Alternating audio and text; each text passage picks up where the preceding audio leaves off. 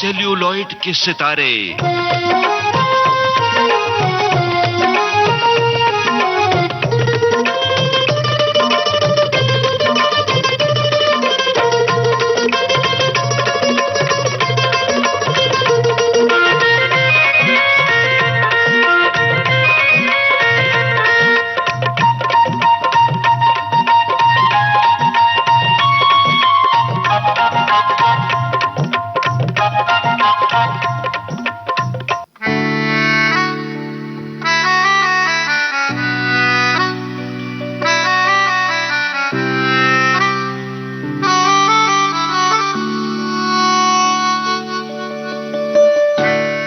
Celluloid के सितारे, इस कार्यक्रम में आज हम आपकी मुलाकात करवा रहे हैं अभिनेता विपुल देशपांडे से।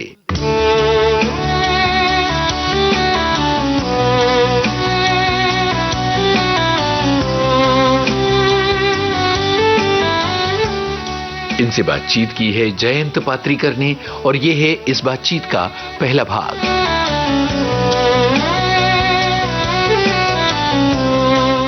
नमस्कार श्रोताओं, आज विविध भारती के स्टूडियो में ऐसे कलाकार पधारे हैं जो आपके घर में भी आपसे मिल चुके हैं, आप सिनेमा हॉल में जाएं तो वहां भी आपसे मिल चुके हैं, और आपने अपने लैपटॉप के पर्दे पर या टीवी के पर्दे पर जब कभी ओटीटी प्लेटफॉर्म पर आप गए होंगे तो वहां भी आपकी इनसे मुलाकात हुई होगी। जी हां, एक ऐसा अभिनेता जो सेल्यूलॉइड का कोई भी जरिया हो, कोई भी मीडियम हो, वहां अपना नाम रखते हैं और अपनी जगह उन्होंने बनाई है। आइए स्वागत करते हैं विपुल देशपांडे का। विपुल जी, बहुत बहुत स्वागत है आपका विविध भारती में। बहुत बहुत धन्यवाद मुझे यहाँ बुलाने के लिए। नमस्कार सभी श्रोताओं को भी। विपुल जी, कहां से शुरू करें? शुरू से बात करते हैं, कैसे शुरुआत हुई? आप कहां के रहने वाले हैं? पैदाइश कहां की है और बचपन कहां बीता आपका? वैसे मेरे पेरेंट्स मुंबई में ही रहते थे, तो मेरी पैदाइश आप कह सकते हैं कि मुंबई में ही हुई। अच्छा। लेकिन फर्स्ट स्टैंडर्ड तक मेरी पढ़ाई के बाद में हम लोग शिफ्ट हो गए मुंबई से नागपुर। अच्छा। तो नागपुर ये मेरा वैसे विदर्भ में हम लोग का घर है जी। वहीं पे सब रिलेटिव्स हैं, और एंसेस्ट्रल अगर बोला जाए तो अमरावती के पास आकोलखेड़ नाम की एक जगह है जहां से हम बिलोंग करते हैं। जी जी। बट अभी हाल ही में सभी लोग जॉब के सिलसिले में सब बाहर आए, और पिताजी बैंक में थे और मेरी माँ जो है वो लेक्चरर थी। तो उन लोगों ने फिर नागपुर में अपना जो है परमानेंट एड्रेस बनाया, और मेरा स्कूलिंग नागपुर में ही हुआ। अच्छा। मैं पिताजी का पहले से हॉबी था कि वो स्पोर्ट्स और एथलेटिक्स में इंटरेस्टेड थे, तो उन्होंने पावर लिफ्टिंग, वेट लिफ्टिंग, ये सभी जरिए में अपना एक पैशन कायम रखा। जी। और मुंबई में ये सब करने के लिए बैंक में जॉब करते हुए पॉसिबल नहीं था, तो उन्होंने नागपुर चुना। अच्छा। हालांकि एग्जैक्टली उल्टा मैंने किया कि मुझे मुंबई चुनना पड़ा वापस। तो मैं वहां से वापस आया, बट वहां से आते आते बहुत समय लग गया। तो हालांकि मैं चाहता जरूर था कि मैं पढ़ाई करूं एनएसडी में या फिर ड्रामेटिक्स पढ़ूं या एफटीआई में जाऊं, जी। बट एक्सपोजर कम होता है मुंबई के मुकाबले इस क्षेत्र के लिए। स्पेशली इसे हम लोग करियर नहीं मानते, मतलब एक्टिंग ये हॉबी करके देखी जाती है। मैं जिस शहर से आता हूँ वहां पे, तो मैंने उसके लिए थोड़ा सा क्रांतिकारी रवैया अपनाया था कि नहीं मुझे यही करना है। लेकिन पेरेंट्स ने कहा कि नहीं बेटा, ऐसा है पहले पढ़ाई भी कर लो, ताकि बड़ी अनसर्टन फील्ड है। आप नॉलेजेबल रहोगे तो आप कुछ कर पाओगे बाद में, अगर ऐसा कुछ समय आया तो बहुत अच्छी बात थी। तो उन्होंने मुझे इंजीनियरिंग के लिए सपोर्ट किया, देन मैंने एमबीए किया। फिर जॉब करते करते ऐसा हो गया कि वो एक होता है ना 99 का पढ़ा बोलते हैं, आदमी फंस जाता है। तो उसमें फंस सा गया था।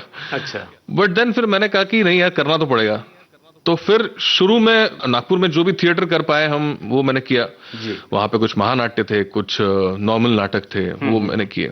लेकिन हालांकि मुंबई आना ही एक रास्ता था, तो मैं एक बार आके गया। अच्छा। मैं 2000 में मुंबई आया था, तो आज से 26 साल पहले की बात है जी। तब मैं 20 साल का था। लेकिन तब कुछ मुझे समझ नहीं आया, क्योंकि कोई चीज का एक्सपोजर नहीं था, कुछ चीज के बारे में मालूमात नहीं थी। तो मुझे एक महीने बाद वापस जाना पड़ा। मैंने सोचा कि यार यहाँ पे बिना किसी नॉलेज के कुछ करना पॉसिबल नहीं है। Then I went back, I completed my engineering, I completed my MBA. अच्छा। उसी के साथ कैंपस प्लेसमेंट हुआ, मैंने गोवा में 1 साल जॉब किया। फिर मैं कैसे तो भी करके मतलब मिन्नतें करके मैंने कंपनी से बात की कि मुझे मुंबई जाना है। मालूम था कि मुंबई में ही करना पड़ेगा जो करना है, तो वो हुआ नहीं, वीडियोकॉन से ट्रांसफर नहीं मिली। सो आई टूक अ स्विच। मैं यहाँ पे हाइपर सिटी में जॉब करने आया। अच्छा। सो 2-2.5 साल लग गए। उसके बाद में फिर कहीं जाके एक जगह मैंने ऑडिशन पहली बार आए तो एक नौकरी के लिए आए? नौकरी के लिए। अच्छा। मुंबई में मैंने 2007 से लेकर 2009 तक नौकरी की। 2009 से मैंने स्विच किया, रिसेशन हिट हुआ था उस दौरान। नौकरियां सभी की थोड़ी सी डामाडोल में थी। जी जी। तो फिर 2000 मैंने स्विच किया बिरला में, बिरला एजुटेक में मैं काम कर रहा था। 2 साल ऑलमोस्ट वहां पे काम किया, और उसी दौरान मैंने एक ऑडिशन के बारे में पता किया, जो कि 4 इडियट्स नाम की एक फिल्म थी, जो पता चला। जी, ये मुंबई की जो आपकी अभिनय की यात्रा है, और उसकी अब यहाँ शुरुआत होने जा रही है। उससे पहले मैं ये जानना चाहूंगा कि नागपुर में जो आपने थिएटर किया, तो वो एक्सपीरियंस कैसा था? किस तरह के नाटक वो हुआ करते थे जिनमें आपने अभिनय किया? एक बहुत ही अच्छा एक्सपीरियंस होता है एक कलाकार के लिए, जब वो स्टेज पे जाता है या स्टेज से जुड़ी कोई भी हरकत करता है। हाँ। लेकिन सीखने के लिए बहुत ही लिमिटेड वहां पे स्कोप था जी, क्योंकि वहां पे जितने भी लोग थे, या तो यहाँ पे आके वापस जा चुके थे कि उनका यहाँ पे शायद ना हो पाया हो, या फिर वहां से आए ही नहीं है और वहीं पे एक अपनी दुनिया बसा ली है। हाँ। एक पैरेलल इंडस्ट्री खड़ी करने की बात जहां पे होती है। हाँ। तो नाटक नो डाउट बहुत अच्छे थे। एक उम्र होती है जब हमें एहसास होता है कि भाई हाँ, हम अभिनय की दुनिया में कुछ कर सकते हैं जी, और एक वो समय होता है कि जब हमें हमारे घर से प्रोत्साहन मिलता है, या हमारे किसी शिक्षक ने हमें कहा कि चलो तुम तो बड़ा अच्छा कर सकते हो, तो वो हमें स्टेज पर धक्का दे देते हैं एक तरह से। तो ऐसा कभी हुआ है आपके साथ? अभिनय मैं कुछ कर सकता हूँ, ये मेरी जब से मैंने होश संभाला है तब से मैं एक्टर ही बनना चाहता हूँ। क्या बात है, क्या बात। I never imagined any other profession. वाह। बट जरिया नहीं मिल रहा था, तो नाटक हम करते रहते थे। 5th स्टैंडर्ड से नाटक हर साल मेरे स्कूल में करता था। जो स्नेह सम्मेलन गैदरिंग होता है, उसमें हर साल करता था, जहां जहां पॉसिबल हो वहां पे करता था। और जैसे कहा आपने कि लोग सराहना करते हैं तो आपको अच्छा लगता है, आपका कॉन्फिडेंस बिल्डअप होता है। तो वही है कि आप, एक होता है सेल्फ कॉन्फिडेंस और एक होता है कि हाँ भी लोग जब बोल रहे हैं समझ जाते हैं आपके, हाँ आप कर सकते हैं अच्छा।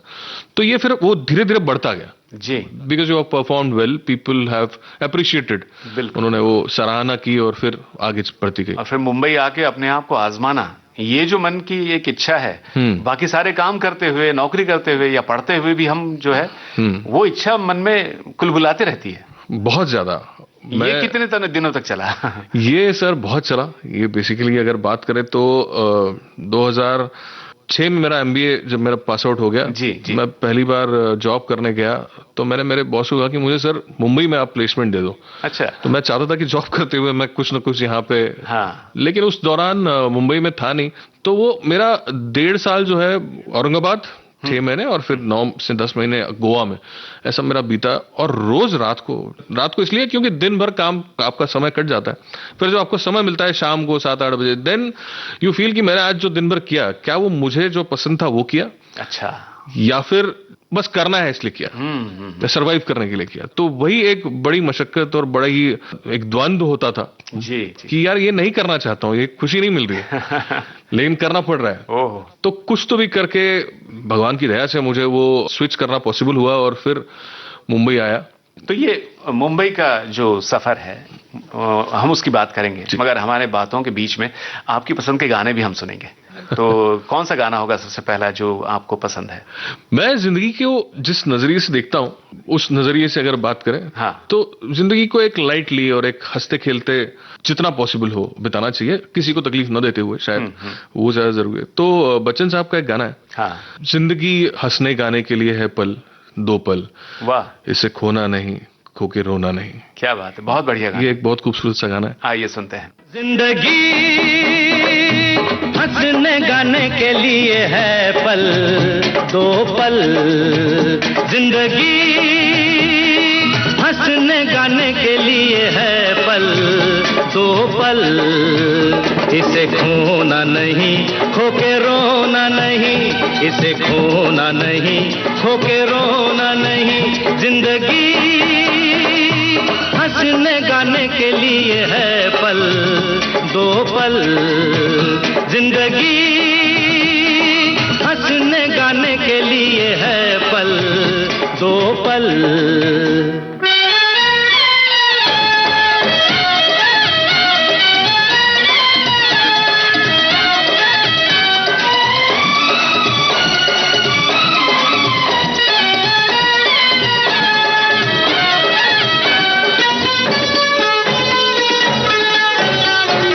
तेरे गिरने में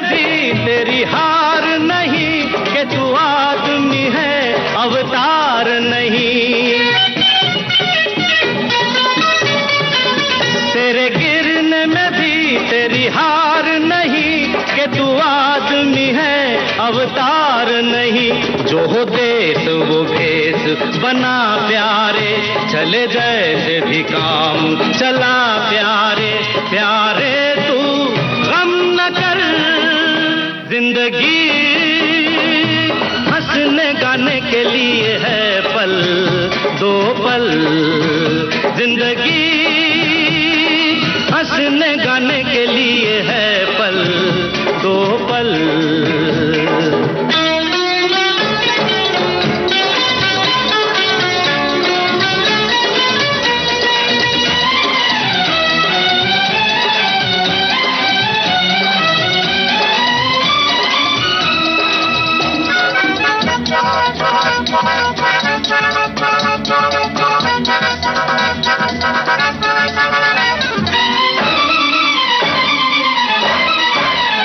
जहाँ सच न चले वहाँ झूठ सही, जहाँ हक न मिले वहाँ लूट सही।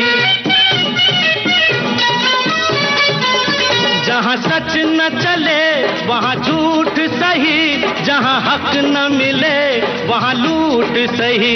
यहाँ चोर है सब कोई साध नहीं, सुख ढूंढ ले सुख अपराध नहीं। प्यारे तू गम न कर, जिंदगी हंसने गाने के लिए है पल दो पल। इसे खोना नहीं होके रोना नहीं, इसे खोना नहीं होके रोना नहीं। जिंदगी हंसने गाने के लिए है पल दो पल। जिंदगी हंसने गाने के लिए है पल दो पल। और ये जिंदगी जो अभिनय यात्रा के रूप में आपकी मुंबई में शुरू हुई, तो वो कैसी शुरुआत थी? सर मैं जब नागपुर में था 2 साल के लिए, मैंने जॉब छोड़ के मैं नागपुर में 2 साल के लिए मैंने एक पॉज लिया था कि एक नौकरी की आदत होती है, 1 तारीख को सैलरी आती है। वो तो वो तोड़नी थी मुझे आदत, क्योंकि यहाँ पे आके कोई गारंटी नहीं थी कि रोज काम मिले। तो मैंने वहाँ पे एक बिजनेस हमारा था एजुकेशन इंस्टीट्यूट, जो मेरी माँ के अंडर बड़ा हुआ था पूरे अच्छे से। तो क्योंकि मम्मी लेक्चरर थी और रिटायरमेंट के बाद में she was taking care of this. तो फिर वो हमने थोड़ा सा एक्सपांड किया, 25 सेंटर्स हमने उसके बनाए नागपुर में। और फिर मैं यहाँ पे आने की मेरी जो एक बात हुई, तो मैंने एक स्ट्रेटेजी बनाई थी। मैंने सोचा कि जाति काम कैसे मिलेगा। अच्छा। तो I never had a moustache in my life. यहाँ पे मैंने देखा कि क्राइम पेट्रोल, सावधान इंडिया, पुलिस फाइल्स, ऐसे कुछ क्राइम शोज आ रहे थे उस दौरान, जो कि बहुत हिट होते थे और हमेशा नए एक्टर्स उसमें दिखाई पड़ते थे और रिपीट भी होते थे कुछ जी। तो मैंने सोचा कि यार ये एक सही है, इन लोगों को नए नए बंदे लगते होंगे, तो यहाँ पे जाते हैं। और फिर मैंने सोचा कि मेरी हाइट है 6 फीट 2 इंच भगवान ने दी हुई, तो उसका फायदा कॉप के रोल में किया जा सकता है। तो एटलीस्ट कॉप रिपीट भी ज्यादा होते हैं। Same thing happened, but it took almost 7 to 8 months to land in a particular role. वो रोल ऐसे आसानी से नहीं मिल पाया, उसके लिए लाइन में लग के इंट्रोडक्शन देना पड़ा बहुत बार। कभी लाइन में लगने के बाद नंबर भी नहीं आता था। तो वो सब करते करते बट मैंने मूंछ बढ़ाई और मैं थोड़ा फिजिक उस हिसाब से किया कि मैं ऑथोरिटेटिव कैरेक्टर में जा सकूं। जी। और वही हुआ कि फिर उसके बाद क्राइम पेट्रोल, सावधान इंडिया, इसमें मैं रेगुलर तौर पे पुलिस ऑफिसर के दौर में दिखने लगा। अच्छा। तो एटलीस्ट मुझे पहले से कोई सीखने वाला, मैं ना कहीं जा पाया सीखने के लिए और कुछ कर पाया, बट कैमरा मुझे सीखने को वहां से मिला। अच्छा। मैंने बहुत करीब से इन सब चीजों को ऑब्जर्व किया जी। और बहुत अच्छे एपिसोड्स हुआ करते थे क्राइम पेट्रोल के पहले। सुब्बू सर उनको ऑप्टिमिस्टिक के थ्रू डायरेक्ट करते थे या देखते थे जी। तो ये उन्होंने बहुत अच्छा किया, तो वो मुझे समझने काफी मिला। आजकल सटल एक्टिंग ज्यादा लोग प्रेफर करते हैं जी, जिसको एक नैसर्गिक तरीके से हम लोग, जैसे आवापुर में अभी बात कर रहे हैं, सहज और स्वाभाविक अभिनय जिसको कहते हैं, तो वो मुझे वहां से ज्यादा अच्छे से सीखने को मिला। ऐसा लगता नहीं था कि अभिनय किया जा रहा है, बट इसका मतलब ये नहीं कि अभिनय ना करो, आपको करना पड़ता है कि वैसा लगे ना कि वो अभिनय हो रहा है। तो that is more important thing. तो ये मुझे वहां से सीखने को मिला और ये मेरी स्ट्रेटेजी थी, वो कंटिन्यू रही। तो that was my start in the Mumbai. क्या बात है। और उन शुरुआती दिनों में आप मराठी में भी कुछ देख रहे थे कि कुछ करने को मिले ऐसा? मैं सभी चीजों के लिए ओपन था, चाहे वो हिंदी हो, मराठी हो, इंग्लिश हो। इंग्लिश तो खैर अपने यहाँ पे प्रोजेक्ट्स नहीं होते। मराठी मेरी मदर टंग है जी। मी मराठी है, बट यही था कि जब आया तो मुझे सामने यही चीजें मिली हिंदी लैंग्वेज की, तो मैं हिंदी में फिर काम करता रहा। मराठी में मैंने एक दो बार ट्राई किया जहां जहां मुझे लगा, जैसे मैंने आने के बाद में वो 4 इडियट्स जो फिल्म की थी उसके बेसिस पे जस्ट गम्मत नाम की एक फिल्म की, लेकिन एक बड़ा ही छोटा सा किरदार मैंने निभाया जो कि शायद ही किसी को ध्यान में रहा हो जी। और बाकी जगह शायद ये लॉबी तो हर जगह है, ऐसा नहीं कि कोई गलत बात है। लॉबी मतलब एक ग्रुप जो साथ में मिलकर काम करता है। हाँ। अब वो एक दूसरे के साथ में कंफर्टेबल हो जाता है, इसलिए वो साथ में काम करता है जी।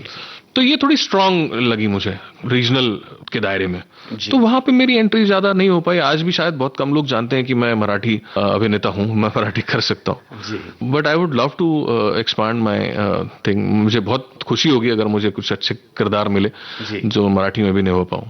बट हिंदी में हमेशा मुझे साथ सबका मिला और हिंदी में मैं अब तक काम करते आ रहा हूँ रेगुलर। अच्छा, दैट इज थिंग। चलिए यहाँ पे एक गाना सुनते हैं आपकी पसंद का, कौन सा गाना होगा? एक मैं कंपेनियनशिप, एक सपोर्टिव एटमॉस्फेयर पे बहुत बिलीव करता हूँ जी। वो कितना पॉसिबल होता है सबकी लाइफ में, ये अपने अपने नसीब की बात है, लेकिन जब कोई बात बिगड़ जाए, ये एक मेरा बहुत फेवरेट गाना है। बहुत खूबसूरत गीत है, आइए सुनते हैं। जब कोई बात बिगड़ जाए, जब कोई मुश्किल पड़ जाए, तुम देना साथ मेरा ओ हमनवा। जब कोई बात बिगड़ जाए, जब कोई मुश्किल पड़ जाए, तुम देना साथ मेरा ओ हमनवा। न कोई है न कोई था जिंदगी में तुम्हारे सिवा, तुम देना साथ मेरा ओ हमनवा। तुम देना साथ मेरा ओ हमनवा।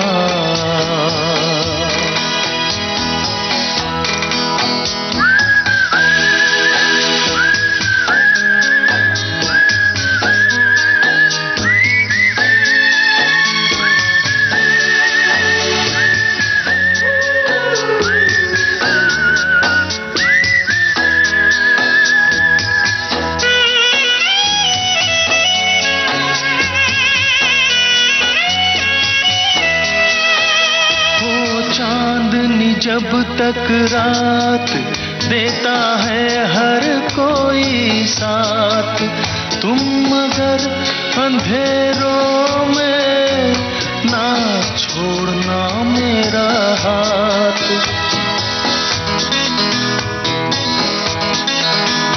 हो चांदनी जब तक रात देता है हर कोई साथ, तुम मगर अंधेरों में ना छोड़ना मेरा हाथ। जब कोई बात बिगड़ जाए, जब कोई मुश्किल पड़ जाए, तुम देना साथ मेरा ओ हमनवा। न कोई है न कोई था जिंदगी में तुम्हारे सिवा, तुम देना साथ मेरा ओ हमनवा।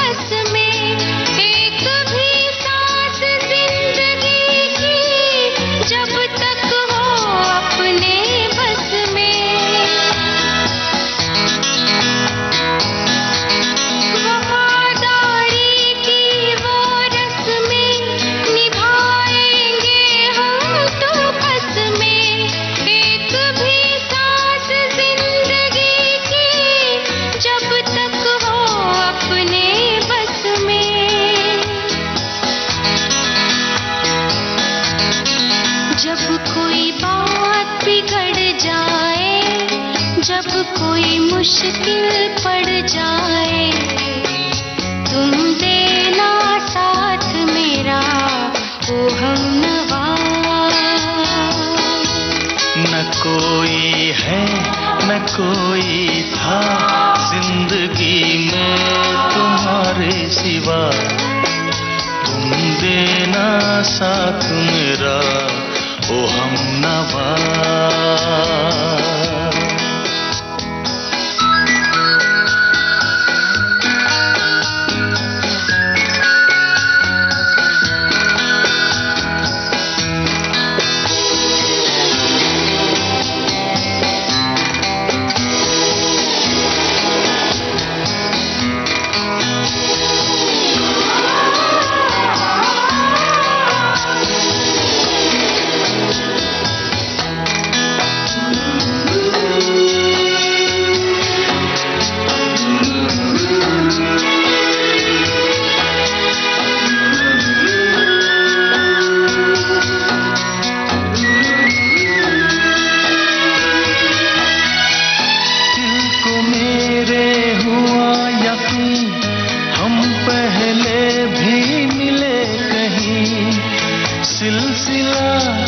सदियों का कोई आज की बात नहीं।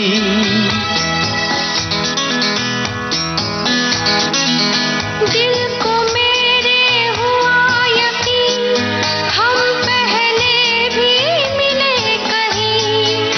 सिलसिला ये सदियों का कोई आज की बात नहीं।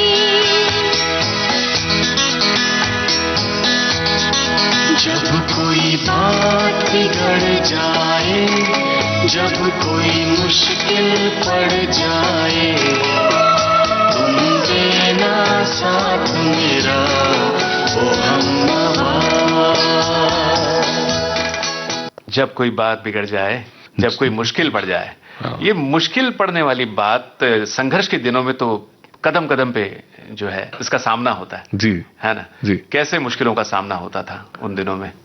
क्योंकि एक तरफ आप काम तो कर रहे थे, मगर एक ही तरह की वो टेलीविजन सीरीज थी जिसमें पुलिस की ही भूमिकाएं ज्यादा होती थी, और उसमें टाइपकास्ट होने का बड़ा डर था। जी जी।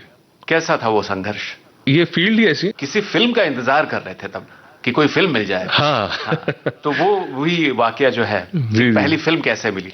ये बेसिकली संघर्ष जो है, जैसे मैंने कहा था कि अब बोलने जा रहा था कि बच्चे साहब के जवानी मैंने सुना हुआ था कि संघर्ष तो जिंदगी भर रहेगा, अगर संघर्ष नहीं चाहिए तो डाय कोई संघर्ष नहीं रहेगा। तो जब तक हम इस जिंदगी में है, इस दुनिया में है, तब तक संघर्ष रहेगा। उसको हम कितनी खूबसूरती से अपने मार्ग को क्रमण करते हैं, उस पर डिपेंड है। तो संघर्ष हमेशा रहा, और शुरुआती दिनों में बहुत ज्यादा रहा। कभी कभी ऐसा हुआ कि 3-3 महीने मेरे पास काम नहीं था। ओहो। तो एक एक्टर के लिए जब 3 महीने काम नहीं है तो आप 3 महीने कुछ नहीं कमा रहे हो। वो एक बहुत बड़ी सिचुएशन थी, लेकिन ऊपर वाले की दया है कि बीच बीच में फिर उसके बाद कुछ ना कुछ काम आता गया और सस्टेन करता रहा, हैंड टू माउथ। अच्छा। वो चीजें चलती रही। और टाइपकास्ट आपने बिल्कुल सही कहा, क्योंकि फिर उस दौरान लोगों को ऐसा होता है कि वो आपके डेटाबेस में ही फीड करके रखते हैं कि इंस्पेक्टर में ये 10 लोग हैं। पहला फोन जाएगा तो आपको इंस्पेक्टर के लिए आएगा। अगर डॉक्टर है तो डॉक्टर के लिए ये 20 लोग हैं जी। तो ये चलता रहा काफी दिन। फिर हमें नहीं बोलना पड़ा, बहुत बार मुझे नहीं बोलना पड़ा कि मैं नहीं करूंगा। और वो बहुत बड़ी बात होती थी कि आपको मालूम है कि आपको काम मिल रहा है, उसी से आपका घर चलने वाला है, लेकिन मना करना पड़ रहा है, क्योंकि यार उसके अलावा कुछ दे ही नहीं रहे हैं। एक अभिनेता के तौर पे अगर मैं वेरिएशन न दे पाऊं तो कुछ खास मजा नहीं आता है जिंदगी में। तो वो नहीं करते करते कभी हाँ कभी नहीं, जब जरूरत है उस हिसाब से हमने काम किया। फिर कहीं ना कहीं लैंड हुए। हमने ये भी सोचा था कि कोई फिल्म जो है वो एटलीस्ट अच्छे इसमें मिल जाए जी। तो इट हैपेंड। और ये जैसे मैं वर्क ग्रेनरी पे मतलब बिलीव करता हूँ। अच्छा। वर्क ग्रेनरी मतलब जैसे धान्य का कोठार होता है जी, अनाज का कोठार होता है। उसमें एक बहुत बड़ा मतलब जो 20-25 फीट के कोठार होते हैं, जो पहले किले पे भी हुआ करते थे। हाँ। जहाँ पे लोग आके उसपे धान्य डालते थे। कि मेरे एक भाई जैसे दोस्त ने मुझे बताया कि ये काम आप करते हो, आप उसमें डालो। वैसे ही एक धान्य का जैसा वर्क ग्रेनरी है, तो उसमें आप डालोगे 1 बार 2 बार 10 बार, 100 बार कुछ नहीं होगा, लेकिन एक टाइम आएगा कि वो जो अनाज है वो उसका लेवल तक भर जाएगा जी। फिर आप जो भी डालोगे, एक भी छोटा गड़वा आप उसमें डालोगे अनाज, तो वो बाहर आएगा। सो वर्क जनरली आप पहले कितने काम करो, शायद उसका रिजल्ट आपको नहीं मिल रहा है, लेकिन जब वो अनाज का जो कोठार है वो भर जाएगा, तो आप छोटा भी कुछ करोगे आपको रिजल्ट मिलेगा। तो इट इज लाइक दैट। तो शायद वो मेरे और सभी केस में काम करता है। तो पहली फिल्म मुझे जो मिली वो ऐसे ही बहुत जगह ऑडिशन इंट्रोडक्शन दे दे के एक जगह से कॉल आया। और एक बहुत बड़े डायरेक्टर थे जिन्होंने अर्जुन रेड्डी नाम की फिल्म साउथ में की थी जी, उनका नाम था संदीप वांगा रेड्डी। उन्होंने मेरा वो ऑडिशन देखा। अच्छा। मुकेश चावड़ा साहब के यहाँ से वो ऑडिशन आया था and he liked it for the character of the dean of the hospital where Kabir Singh जहाँ काम करता है। और फिर वो फिल्म में मुझे एक किरदार मिला जो कि बहुत अच्छा किरदार था। सीन्स शायद कम थे लेकिन एक नोटिस करने लायक किरदार था। जी। और वो फिल्म इतनी बड़ी हुई तो एक छोटे से छोटे किरदार को भी आपको एक अच्छा एक्सपोजर मिल जाता है। बिल्कुल। तो that was my first film that happened in my life. तो अभी भी बहुत सारे लोग हैं जो शायद कबीर सिंह के नाम से मुझसे जानते हो। हाँ। बड़े सेलिब्रेट पर्दे का ये जो पहला अनुभव था, इसमें सारे बड़े नाम, बहुत। तो कहीं किसी तरह का प्रेशर महसूस किया आपने, या इन सब के साथ काम करते हुए क्या अनुभव क्या था? मैं मेरे आर्ट से बहुत प्यार करता हूँ सर। तो मुझे बिल्कुल प्रेशर फील नहीं होता जब मैं परफॉर्म कर रहा होता हूँ। क्या बात, बहुत बड़ी बात आपने कही है। और मतलब जो भी इस क्षेत्र में आने वाले लोग हैं उनके लिए बहुत सही बात है कि समझे इस बात को कि आप अपनी कला से कितना प्रेम करना चाहिए। बस वो मेरे ख्याल से सबसे ज्यादा जरूरी वही है। हाँ, अगर आप आपकी कला में निपुण हो, आपने उसे सफिशिएंट टाइम दिया है जी, तो सामने मतलब मैं बच्चन साहब के साथ भी रूबरू हुआ हूँ पर मुझे कभी प्रेशर नहीं आया। तो और यही सब लोग हैं जो इस लेवल पे जा चुके हैं। जैसे बच्चन साहब को तो बचपन से हम देखते आ रहे हैं। जी जी। जब मैं उनके साथ पहली बार रूबरू हुआ वागले की दुनिया के हमारे शो के थ्रू एक्सचेंज हुआ था। हाँ। हमारा शो और उनका शो केबीसी और वो जी जी। तो हमें नसीब प्राप्त हुआ उनके इर्द गिर्द बैठने का, उनसे बात करने का। तो मुझे प्रेशर नहीं लगा, मुझे लगा कि अपना ही कोई एक सीनियर, एक बहुत बड़ा जी, अभी मेरी आंखों में पानी आ रहा है, वो फील था, वो अलग ही था। तो वो उनसे मिलने के बाद ऐसा लगा और उनसे मैंने बात भी की। मैंने उनको कहा, आई रिक्वेस्टेड हिज मैनेजर कि मुझे 1 मिनट अलग से बात करनी है। अच्छा। जैसे अरे आप दिन भर साथ में थे सर, क्या प्रॉब्लम है? बोले 1 मिनट बात करनी है। हाँ। तो वो आए, बटन साहब बहुत ही खूबसूरत इंसान है, बहुत ही अच्छे दिल से वो आए। उन्होंने कहा हाँ बोलिए बोलिए। मैंने बोला सर एक प्रॉब्लम है मेरी लाइफ में। हाँ। अरे क्या हो गया? अच्छा। सर वो बचपन से आपको देखते देखते बड़े हुए हैं। हाँ। तो अभी जब भी एक्टिंग करते हैं तो मेरा कोई ना कोई दोस्त या कोई डायरेक्टर ऐसा बोलता है कि यार खुद से थोड़ा बच्चन कम कर ले। He laughed the same way the way you laughed. अच्छा। मैं बोला मुझसे होता नहीं है। हाँ। तो यहाँ अगर मैं आपसे कहूँ कि एक गाना चुनो तो आप बच्चन साहब की फिल्म का गाना चुनेंगे? हाँ। बिल्कुल। मुझे उनका एक बहुत खूबसूरत गाना आता है और जो मैं गाता भी हूँ बहुत सारा गेट टुगेदर्स में। हाँ। शराबी फिल्म का दे दे प्यार दे। ओहो। I love that song. It starts with हम बंदे हैं प्यार के। तो एक बहुत खूबसूरत गाना है जो मैं हमेशा। क्या बात, चलिए सुनते हैं। हम बंदे हैं प्यार के, मांगे सबकी खैर, हाँ अपनी सबसे दोस्ती, नहीं किसी से बैर।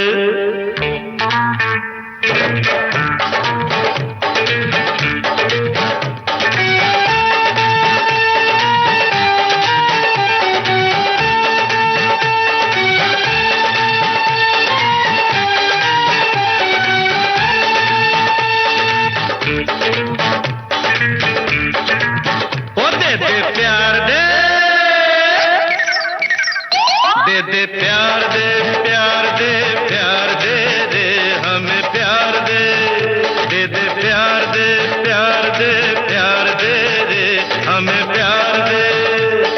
दुनिया वाले कुछ भी समझे हम हैं प्रेम दीवाने, जहाँ भी जाए तुझे पुकारे गा के प्रेम तराने। दे दे प्यार दे प्यार दे दे हमें प्यार दे, ओ दे दे प्यार प्यार प्यार प्यार प्यार दे दे हमें प्यार दे।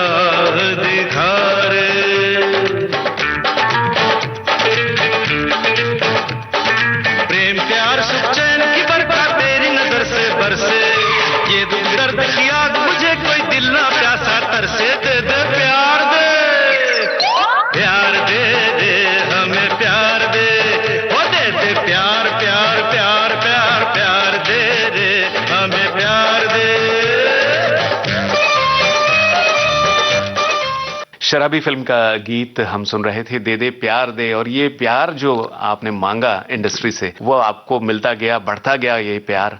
और इस प्यार की अब इंतहा होना बाकी है, मगर इस प्यार के बढ़त में जो अगला स्टेप है, वो कौन सी फिल्म थी, कौन सा प्रोजेक्ट था? इस दौरान काफी फिल्में हुई। एके वर्सेस एके नाम की अनिल कपूर और अनुराग कश्यप जी के साथ एक फिल्म थी, नेटफ्लिक्स पे आई थी। हाँ हाँ, वो मैंने एक फिल्म की, बहुत अच्छी फिल्म थी। अनिल जी और अनुराग जी के साथ काम करने का मौका मिला, दोनों इतने महान एक्टर्स भी हैं जी, तो बहुत सीखने को मिलता है इन सब लोगों के थ्रू। तो एके वर्सेस एके मेरी दूसरी फिल्म थी जी।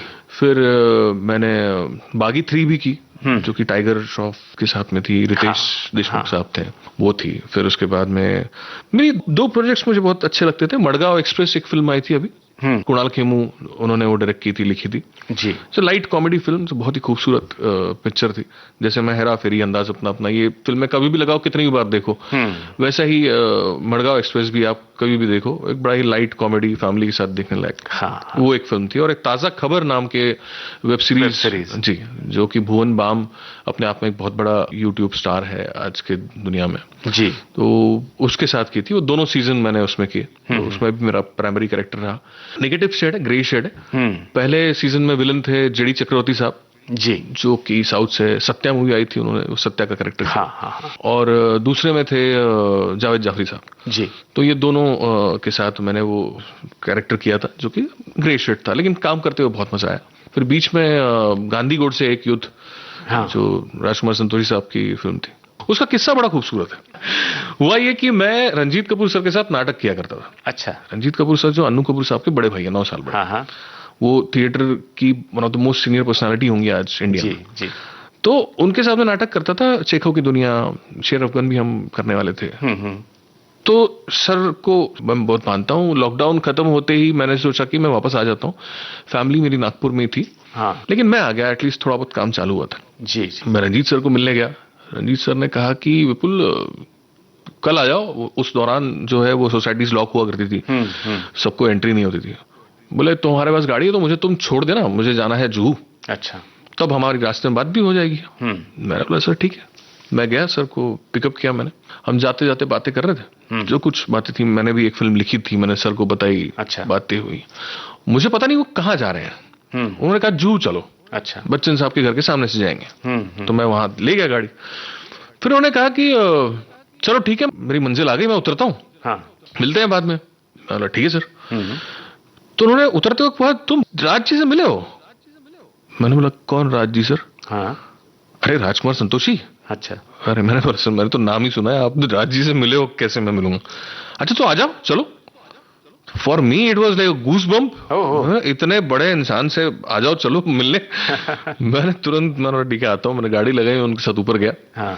ऊपर गया तो राज जी नहीं थे, बाहर गए हुए थे। अच्छा। उन्होंने कहा कि थोड़ी देर आप इंतजार कीजिए। और वो चले गए अंदर किसी वर्कशॉप टाइप डिस्कशन के लिए। अच्छा। अब वो बहुत बड़ा सा फ्लैट टॉप फ्लोर पे मैं था। मैं वहां पे जाके, टेरेस ओपन था, वहां पे जाके बैठ गया। और एक इंसान बड़ा खूबसूरत ख्यालों में खो जाता है।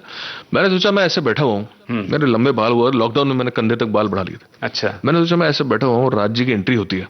राज जी बोलते हैं अरे यार ये कौन है, इसको ले लेते हैं। ऐसे मैं कुछ सोच रहा था। हालांकि राज जी आए थोड़ी देर बाद, उन्होंने मुझे देखा नहीं, बाद में मुझे मिलाया गया उनसे।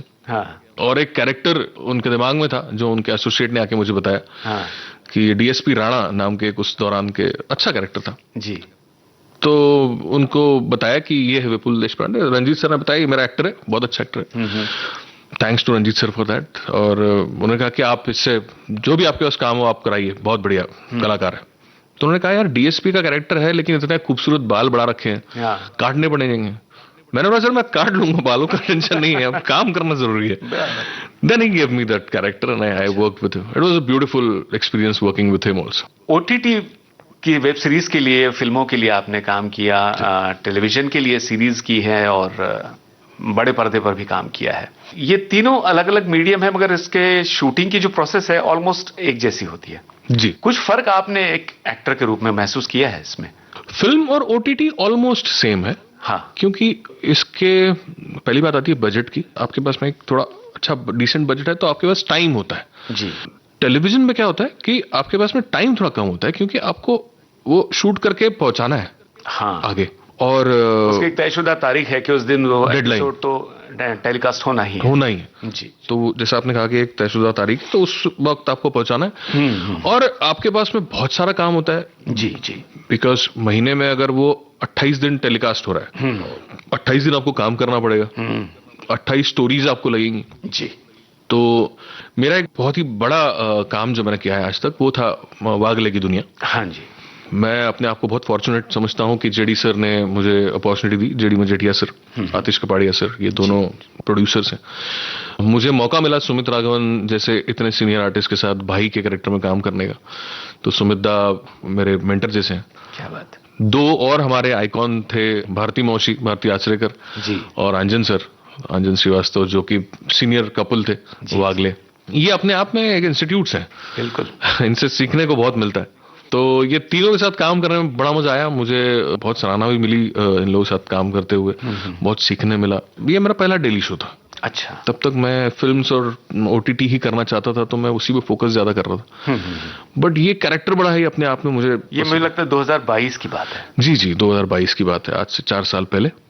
हाँ। तो ये मुझे फोन आया, जैसे मैंने कहा वर्क गैलरी, उसी कॉन्सेप्ट में मुझे कॉल आया। ये होता है कि आप जैसे कोई न्यूकमर भी आता है, वो सोचता है यार मैं अभी ये ऑडिशन क्यों दूं, वो क्यों दूं। मुझे लगता है हर एक ऑडिशन जो आपके पास आता है वो कुछ ना कुछ मीनिंग लेके आता है। हाँ। वो शायद कहीं ना कहीं ऐसे सर्कल में जाएगा जहां से आपको बाद में फ्यूचर में काम मिलेगा। अच्छा।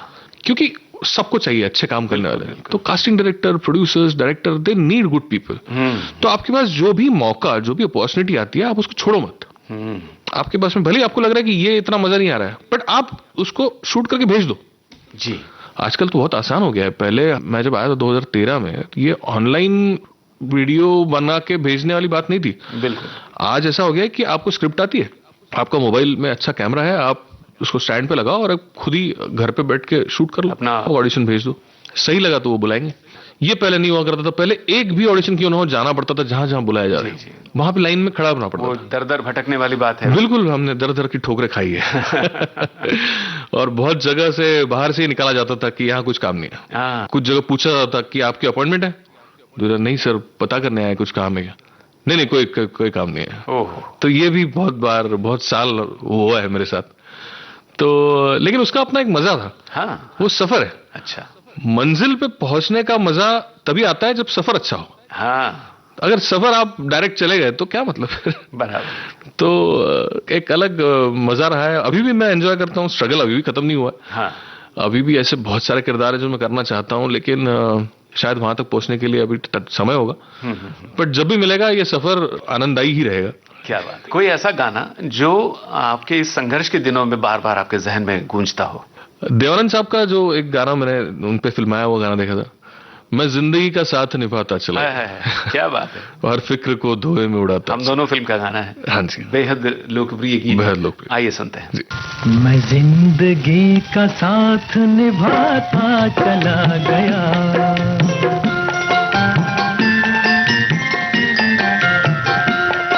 हर फिक्र को धुएं में उड़ाता चला गया, हर फिक्र को धुएं में उड़ा।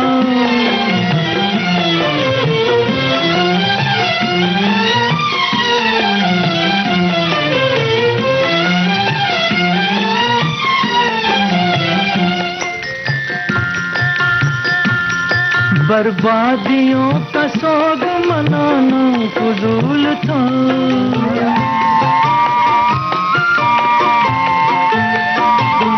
बर्बादियों का सोग मनाना फजूल था, मनाना फजूल था, मनाना फजूल था। बर्बादियों का जश्न मनाता चला गया, बर्बादियों का जश्न मनाता चला गया, हर फिक्र को धुएं में उड़ा।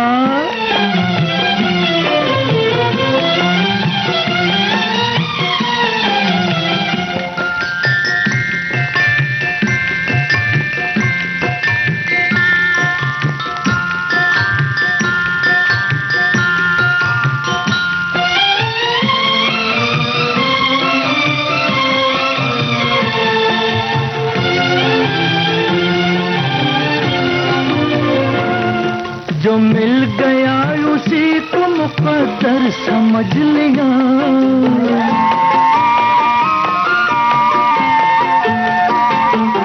जो मिल गया उसी को मुकद्दर समझ लिया, मुकद्दर समझ लिया, मुकद्दर समझ लिया। जो खो गया मैं उसको भुलाता चला गया, जो खो गया मैं उसको भुलाता चला गया, हर फिक्र को धुएं में उड़ा।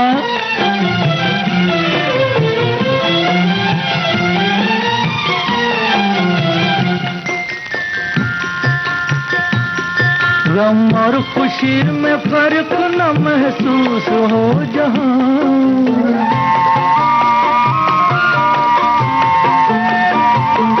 गम और खुशी में फर्क न महसूस हो जहां, न महसूस हो जहां, न महसूस हो जहां। मैं दिल को उस मकाम पे लाता चला गया, मैं दिल को उस मकाम पे लाता चला गया, मैं जिंदगी का साथ निभाता चला गया, हर फिक्र को धुएं में उड़ाता चला गया। विपुल जी, जिंदगी का साथ निभाते निभाते आप वागले की दुनिया तक पहुंचे। हम उसकी बातें और थोड़ा विस्तार से करना चाहेंगे। अंजन जी जैसे वरिष्ठ और श्रेष्ठतम कलाकार के साथ काम करना, भारती जी आचरेकर और सुमित दादा के बारे में आप बता रहे थे, सुमित राघवन जी, कैसा इंटरेक्शन होता था ऑफ द कैमरा, कैसे सब माहौल होता था? एक बहुत ही खूबसूरत बात सुमित दादा के साथ ये होता था कि मैं जब तक सेट पे जाऊं और हम लोग रिहर्सल करें जी, तब तक मैं उसको बोलता था कि सुमित दा ये करते हैं, सुमित दा ये करेंगे, हाँ ये करेंगे। हाँ। जैसे ही एक्शन होता है वो दादा मुझे बोलता था। जी जी जी, क्योंकि मैंने बड़े भाई का रोल मैंने उनके बड़े भाई का रोल किया था। मनोज मनोज वागले मेरा नाम था। जी जी जी। तो बड़ा एक अजीब सा वो लगता था। हाँ। मुझे बड़ा मजा आता था उसमें सुनते हुए कि जब तक एक्शन नहीं हो रहा है तब तक मैं उनको दादा बोल रहा हूँ। सभी हम लोग सभी से सीनियर है। और फिर उसके बाद में जैसे एक्शन हो गया तो सुमित दादा की यहाँ से आवाज आती थी, अरे दादा। खैर ये तो हुई मजाक की बात। लेकिन जहां तक उनके साथ काम करने का सवाल है, सुमित दादा को भी 40+ ईयर्स का एक्सपीरियंस है। वो बहुत बचपन से काम कर रहे हैं। बिल्कुल। फास्टर फेने वो शो किया करते थे 80s में शायद। बिल्कुल। और अंजन जी और भारती मौसी का तो क्या ही कहना, मतलब वो मेरे फर्स्ट रील मदर फादर थे और उन्होंने उतना ही प्यार दिया। हाँ, आपको पहला शॉट याद आ रहा होगा अंजन जी के साथ जो दिया था आपने? Amazing it was. हाँ। मतलब पहला शॉट सुमित दादा के साथ भी, अंजन जी के साथ भी। तो हालांकि सुमित दादा के साथ तो मेरा मॉक शूट भी हुआ था। अच्छा। क्योंकि ऐसे बहुत सारे आर्टिस्ट होते हैं जिनको प्रोडक्शन बुलाता है, चैनल बुलाता है, एक ऑडिशन होता है, उसके बाद में देखा जाता है कि इनके साथ में केमिस्ट्री होगी कि नहीं होगी। हाँ। तो मुझे बुलाया था मेरे ऑडिशन के बाद में, शॉर्टलिस्ट होने के बाद में प्रोडक्शन ने मॉक शूट के लिए। अच्छा।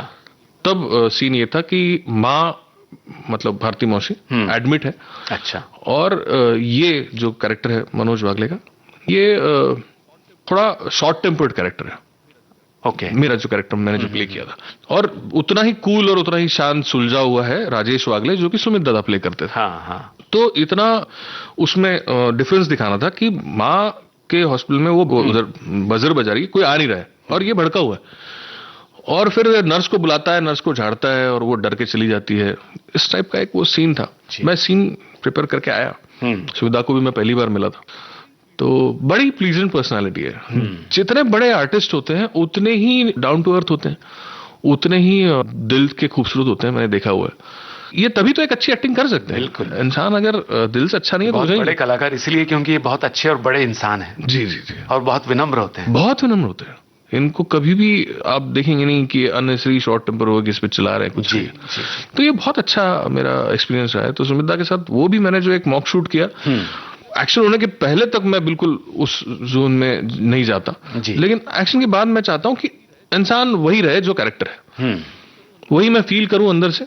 और ये मुझे वहां सीखने को मिला। हमारे डायरेक्टर थे समीर कुलकर्णी सर, अमित कानेरे सर जी, दीपेश शाह, ये 3 डायरेक्टर्स थे वहां पे। इन तीनों ने भी जब तक सीन ओके नहीं होता तब तक वो आगे नहीं भेजते थे। अच्छा। मेरे ख्याल से ऊपर से आया हुआ है, जेडी सर से थ्रू आया है कि यार ये चीज करनी है तो अच्छी करनी है, छापना नहीं है कि हाँ चलो हो गया आगे बढ़ो। हालांकि वहां पे जाके कोई रोक ही लेगा आपको, या ऐसा नहीं है कि नहीं ये सीन नहीं है। आप भी रोजमर्रा के आर्टिस्ट, आप रोज कर रहे हो चीजें तो हो जाती है, लेकिन जो मूड आया है वो हम करते थे। जैसे अंजन सर मुझे मोस्ट ऑफ टाइम अगर मेरा और उनका सीन है, वो मुझे उनके रूम में बुला देते थे। अच्छा, कि यार विपुल आ जाओ, अपना सीन है, रूम में बैठ के रिहर्सल करते हैं। वो भी थिएटर आर्टिस्ट है, मैंने भी थिएटर किया है, मुझे बड़ा पसंद है। तो वो बुला देते हैं और मैं और अंजन सर फिर हम लोग रूम में ही उनके वैनिटी में ही पहले रिहर्स करते थे, क्या मूड रहेगा। सिर्फ लाइन्स ही नहीं होती है, एक आर्टिस्ट के लिए न्यूएंसेस जो छोटे छोटे उसमें की हरकतें होती है जी, वो ज्यादा मैटर करती है। बिल्कुल, पॉजेस मैटर करते हैं। टीवी जो है आपके छोटे से छोटे एक्सप्रेशन को पकड़ लेता है। आई मूवमेंट हो, चाहे आपने कहीं बीच में हल्का सा कान मूव किया है, या मराठी में आवंडा गेड़ा असं म्हणतो आपण, एक घूंट लेने की जो एक प्रक्रिया वो है। तो ये छोटी छोटी बातें जो है कैमरा नोटिस करता है आपकी, तो ये चीज सीखने को मिलती थी। भारती मौसी के साथ इमोशनल सीन करने में बहुत कष्ट लागायचा, प्रयास करना पड़ता था कि उस लेवल तक कैसे उसके आजू बाजू पहुंचा जाए। लेवल तो पहुंचने की बात ही नहीं करता, सो सीनियर। तो भारती मौसी के साथ जब इमोशनल सीन एक माँ बेटे वाला होता था, और बहुत ज्यादा उनके साथ ही रहे इनिशियली जी, बाद में फिर अंजन जी के साथ भी रहे, लेकिन पहले माँ के साथ वो बेटे का बॉन्डिंग दिखाना था तो एक अलग जोन में चले जाता था। फिर मैं उतना जरूर समझता कि ये चीज उस राइटर ने इतने प्यार से लिखी है, इतने इमोशन सोच के लिखी है। मैं करने वाला हूं एक बहुत ही सीनियर आर्टिस्ट के साथ जी, तो वो उस लेवल पे जाना ही चाहिए, तो ही मजा आएगा। तो I used to have it for an hour two hour. मैं लिखता था, खुद मैं लिखता हूँ, जितने भी लाइन्स आती है वैसे तो स्क्रिप्ट मिलती है, but I used to write in my words and then repeat it on regular basis.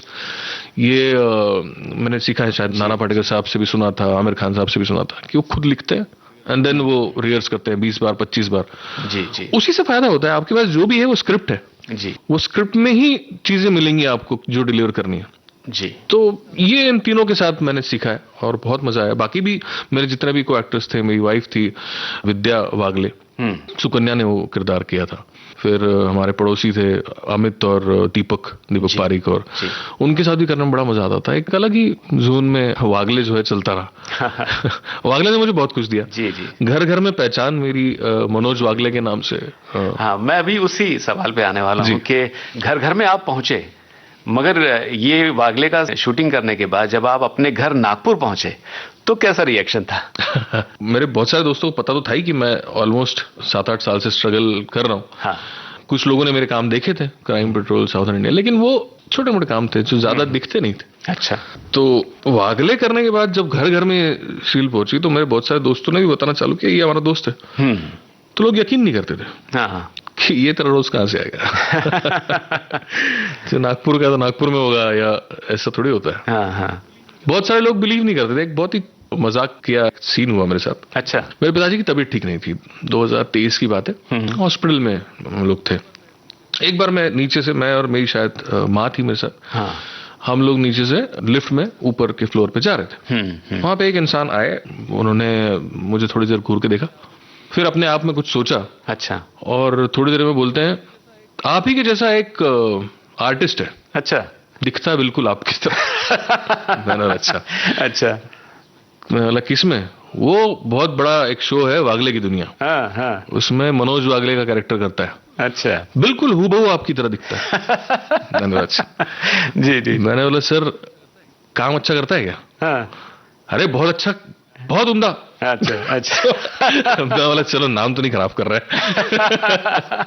I like that thing. फिर किसी ने बताया, शायद कोई और भी थे लिफ्ट में, उनको बताया कि ये वही है, बट उन्होंने बिलीव नहीं किया। कि आप क्या करोगे आप? ये बिल्कुल रॉवेन एटकिंसन जैसा हो गया। वो कई बार अपने इंटरव्यूज में बता चुके हैं जी कि कई लोग उनसे मिले हैं और वो उनसे पहली बार यही कहते हैं कि क्या आपको पता है आप मिस्टर बीन जैसे दिखते हैं। ट्रू। जी। तो ऐसा ही वाकया आपके साथ? बिल्कुल ऐसा ही हुआ। हाँ। और मुझे बड़ा अच्छा भी लगा कि उसने बोला कि यार काम अच्छा करता है। हाँ। एक कलाकार के लिए सबसे जरूरी वही बात। और क्या चाहिए? क्या बात है। तो ये घर घर में नाम उसी वजह से पहुंचा। मेरे जितने भी रिश्तेदार हैं उनको भी अच्छा लगा। हाँ। दोस्त हैं, उनको अच्छा लगा। और मैं जहाँ भी जाता था वो बड़े ही प्राउडली मुझे इंट्रोड्यूस भी कराते थे, बुलाते भी थे। तो ये एक प्यार है, अपनों का प्यार है। मैंने एक फिल्म देखी थी, टॉपिक निकला नागपुर का इसलिए, कि आर माधवन साहब की एक फिल्म थी, राम जी लंदन वाले। अच्छा, हाँ। बहुत खूबसूरत फिल्म है। उसमें ये कुक होते हैं इंडिया में, उन्हें यूएस में लिख के जाया जाता है किसी फैमिली के थ्रू काम में। अच्छा। अब वहां पे उनके साथ जो स्टोरी होती है वो तो अलग, लेकिन वहां के शेफ कंपटीशन में हिस्सा लेते हैं। अच्छा। और वर्ल्ड शेफ टाइटल जीत लेते हैं। ओहो। उन्हें वहां पे रेस्टोरेंट दिया जाता है खरीद के, उनको वहां पे सब दिया जाता है। हाँ। पर वो बोलते हैं कि यार ये सब मुझे आप मत दो, मैं तो वापस जाऊंगा ना। तो बोलते हैं अरे सर, आपको इतना बड़ा रेस्टोरेंट न्यूयॉर्क में ये वो सब दिया जा रहा है, पैसा दिया जा रहा है, हाँ। गाड़ी देंगे आपके पास में। बोले क्या मतलब वो गाड़ी का, अगर मैं अपने दोस्तों को ना घुमा पाऊं, हाँ। मैं अगर मेरे फैमिली के साथ चक्कर न मार पाऊं, मैं उस सब चीजों को शेयर न कर पाऊं अपने लोगों के साथ, हाँ, हाँ। तो मजा तो वही है। बिल्कुल। तो मुझे वही अच्छा लगता है कि जाओ तो एक अपने लोग मिले, उन्हें अच्छा लगे। क्या बात है, दैट इज मोर इम्पोर्टेंट। तो अब उन अपने लोगों के लिए जो नागपुर में बसते हैं, आपके दोस्त, आपके घर वाले, परिवार वाले, उनके लिए आप कौन सा गाना सुनवाना चाहेंगे? वैसे अलग से तो बहुत सोचा नहीं, लेकिन देवानंद साहब का ये जो गाना था, है अपना दिल तो आवारा। हो, आइए सुनते हैं। है अपना दिल तो आवारा, न जाने किस पे आएगा। है अपना दिल तो आवारा, न जाने किस पे आएगा।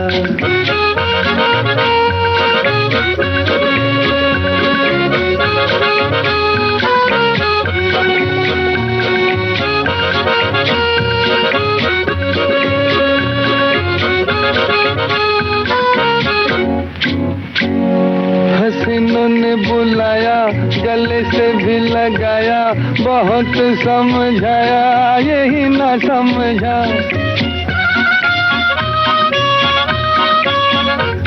हसीनों ने बुलाया, गले से भी लगाया, बहुत समझाया, यही ना समझा। बहुत भोला है बेचारा, न जाने किस पे आएगा। है अपना दिल तो आवारा, न जाने किस पे आएगा।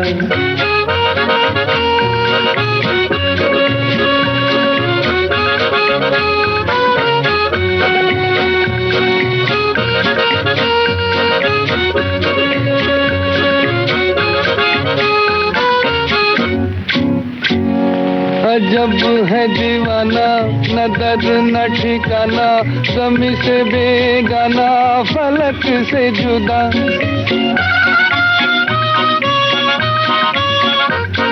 अजब है दीवाना, न दर्द न ठिकाना, ज़मी से बेगाना, फलक से जुदा।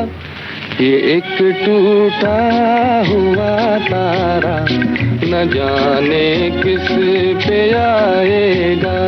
है अपना दिल तो आवारा, न जाने किस पे आएगा।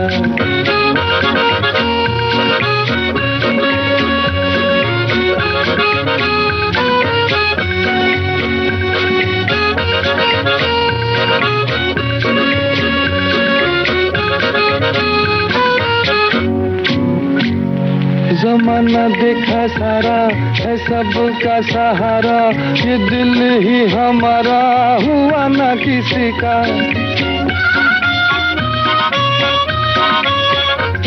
जमाना देखा सारा, है सबका सहारा, ये दिल ही हमारा हुआ ना किसी का। सफर में है ये बंजारा, न जाने किस पे आएगा। है अपना दिल तो आवारा, न जाने किस पे आएगा।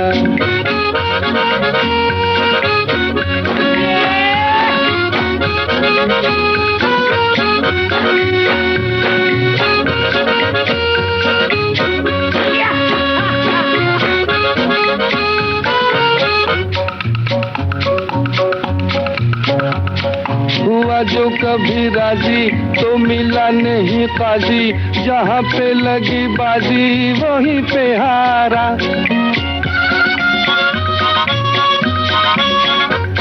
हुआ जो कभी राजी तो मिला नहीं काजी, जहाँ पे लगी बाजी वहीं पे हारा।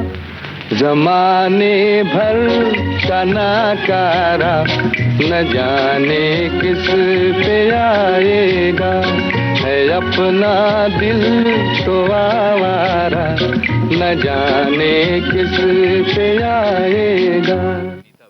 अभिनेता विपुल देशपांडे से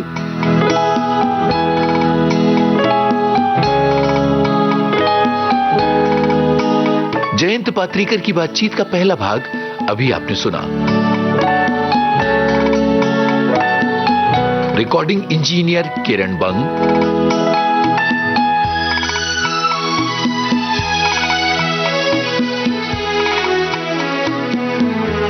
संपादन सहायक काजल भदरगे,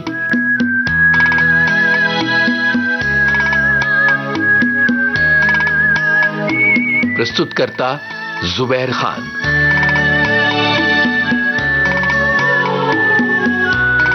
इस कार्यक्रम का दूसरा और अंतिम भाग आप सुनेंगे अगले हफ्ते सेलुलॉइड के सितारे कार्यक्रम में।